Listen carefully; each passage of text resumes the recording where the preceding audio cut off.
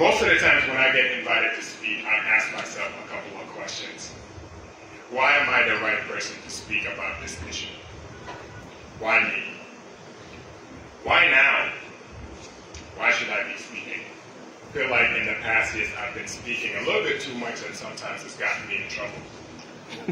But the most important decision-making factor is who am I speaking to? That's what typically decides whether or not I choose to speak. And the topic resonated with me when it comes to finding purpose in confusion. Because if I was to describe most days when I wake up in Gambia how I feel, confused will be the word that I choose. And I'll elaborate a little bit why.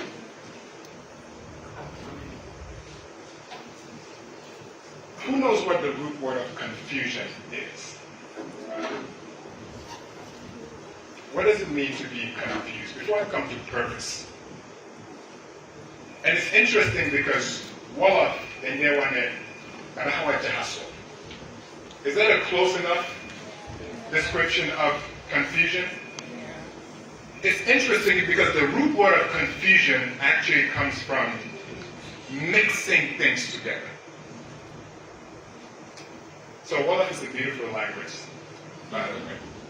But that's what the root word comes from, as in something is in its pure form, and the moment you start mixing things that do not belong, it leads to confusion. You get it? Don't let the English fool you.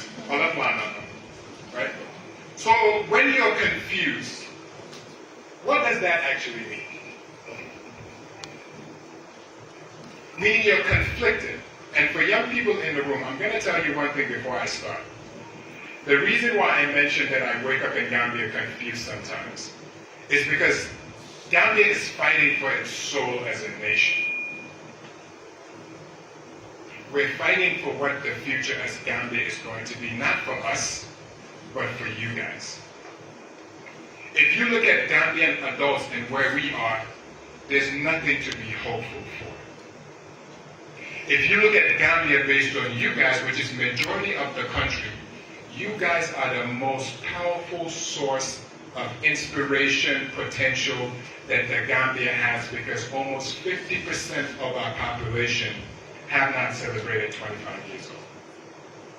Yet still, the minority of us adults are making decisions every single day that are going to impact your lives.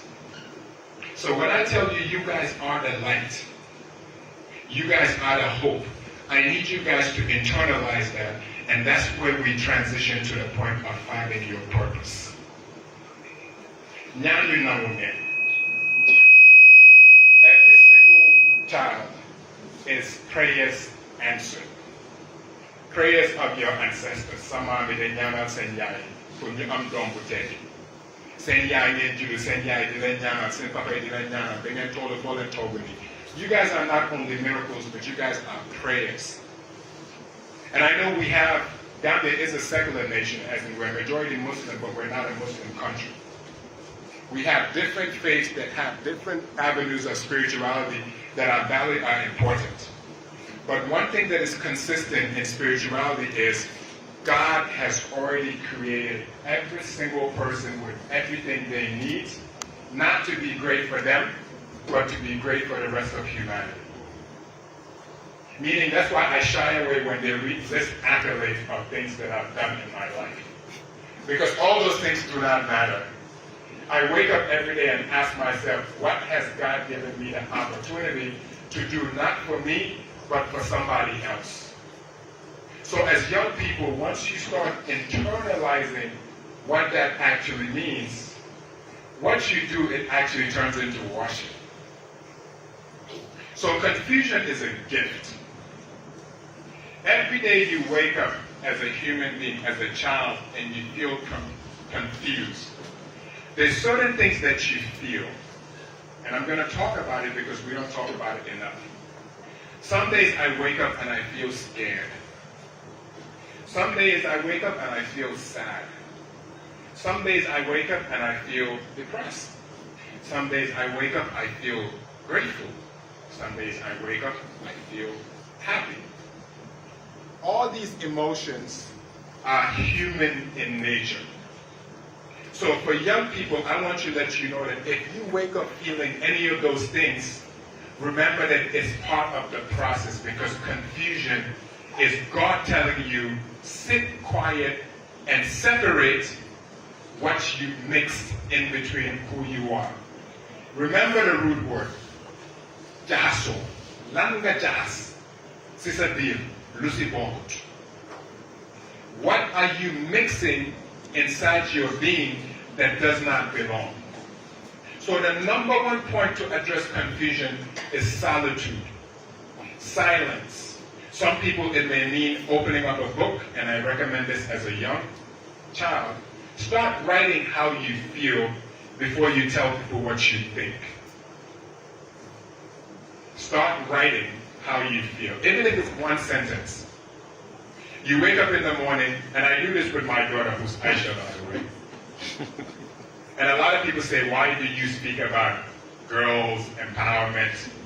It's not because I have a daughter, because oftentimes, because you have a daughter shouldn't be a reason why you advocate for women's rights. But it changes the perspective when you look at your 6-year-old daughter and realize that most of her life will be dictated by decisions of men. And you have a responsibility to protect her. So I do an exercise with my 6-year-old daughter where every morning she has to tell me how she feels using one word. And in the beginning, every day she's like, Daddy, happy. Happy. I'm like, no, it's becoming too easy. But what I'm teaching her is, even if you feel sad, that's okay. Let's find out, why do you feel sad? What's the root cause of it? So these are the habits where you're teaching her to process her inside. Because you have to remember that most of the times we feel like we're alone in this world. Then I'm Kessa. Our parents are probably too busy to ask you, how are you feeling? Your friends, you don't want to be judged by your friends if you tell them, you know, I feel sad. Right? So you always feel like you're alone. And that's why for parents in the room, the foundation of spirituality, when we teach our kids about spirituality, if they need to understand anything else, is that they're never alone in this world. Because even in scripture, for some of you guys that have studied the Quran, God tells you he's closer to you than your jugular vein. Meaning he is so close to you, even before you think it, before you feel it, he knows that it's there. So as a human being, when you go through life trying to figure out, why am I alive? Why am I here for? How much time do I have left in life? All those things are unknown.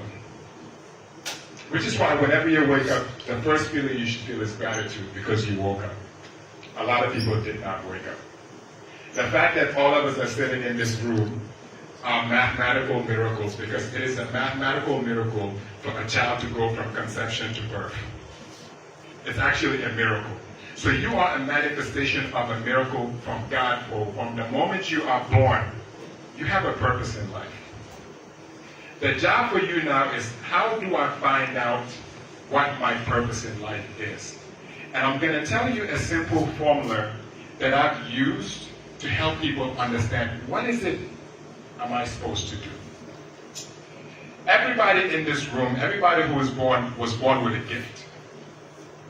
Something that God put in you that you do better than the average.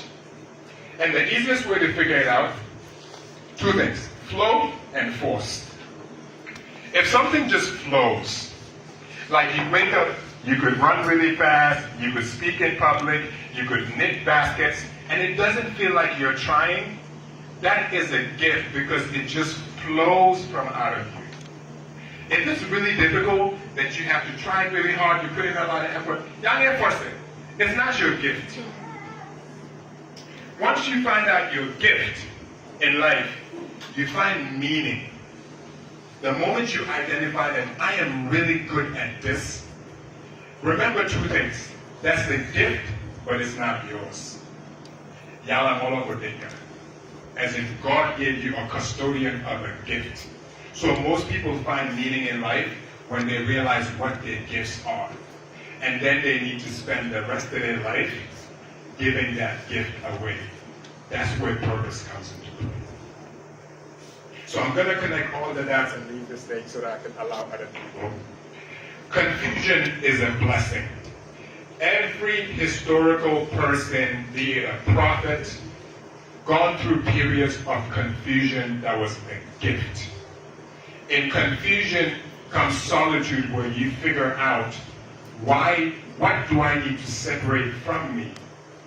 Mother, do not ever let somebody turn your life off, especially as a girl child in this world. Bulna mu gur face lambadi. Bulna mu sawajuri face lambadi because nyam talim sa lambadi. Yala moko ta. Te domi adama ane wulsa wursa. No human being will decide your fate in life because God bestowed you with everything you need to be successful in life. I guarantee you this, if you believe that, you start chasing to find what am I good at? What did God give me? And spend the rest of your life giving that gift away to make the world better. And mentorship, I'm going to end with what she said. A candle never loses its light by lighting another candle. The easiest way to describe mentorship, if you have a matchstick and you have one matchstick left, what do people do to make sure the light stays on? They protect the matchstick from the wind when they're lighting it. Have you guys seen that? Where you do this? That's what mentorship is. So that they could turn the light, because if that candle goes up, that matchstick goes ablaze, one candle could light so many other candles in life. Does that make sense? You protect the matchstick to light that one candle. But the candle also has wax. Every single moment the candle stays on, the wax is melting away. That's the amount of lifetime you have on this world. So don't let somebody turn your light off, and light as many candles as you can in your lifetime. You guys give me hope. You guys are our hope. And my hope is when you guys are in my position, we're having a different narrative about what the girls' experience is in this world. So I'm honored, and I thank you for your attention, and I hand over the floor back to you guys.